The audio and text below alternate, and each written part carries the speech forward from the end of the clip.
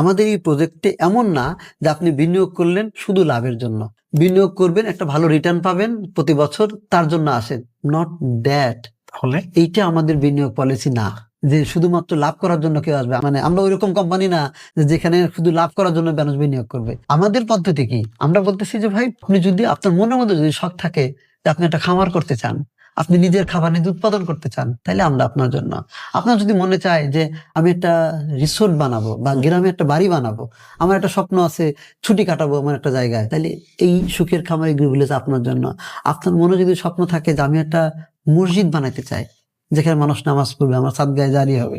আপনার যদি মনে চায় যে আমি একটা মাদ্রাসা বানাতে পারতাম, যদি হাফিজি তিমখানা মাদ্রাসা, তাইলে এই প্রজেক্ট আপনার জন্য। কারণ এইটা শুধু প্রফিট গেইন করার বিজনেস না, এমন একটা জায়গা যে আপনি একটা কৃষি সেক্টর অবদান রাখলেন, আবার নিজের এতগুলো জায়গা হলো। আপনি একটা ছোট্ট বিনিয়োগ করে বা একটা ক্লাবের মেম্বারশিপ নিতে 5-10 লাখ টাকা লাগে। এটা একটা কমিউনিটি যে ভাই আমরা সবাই মিলে কি চাই, নিজের জন্য নিরাপদ খাদ্য বানাইতে।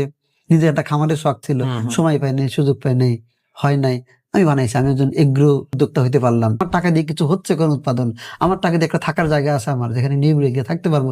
পৃথিবীর পরিস্থিতি খারাপ হলে, যুদ্ধে লেগে যদি তেল না আসে, খাদ্য উৎপাদন না হয়, অন্তত জোয়ার ভাই আমার কাছে খাবার পৌঁছে দেবে, তার কাছে খাবার আছে। আমার কোথাও থাকার জায়গা না থাকে, আমি গিয়ে কদিন থাকতে পারবো।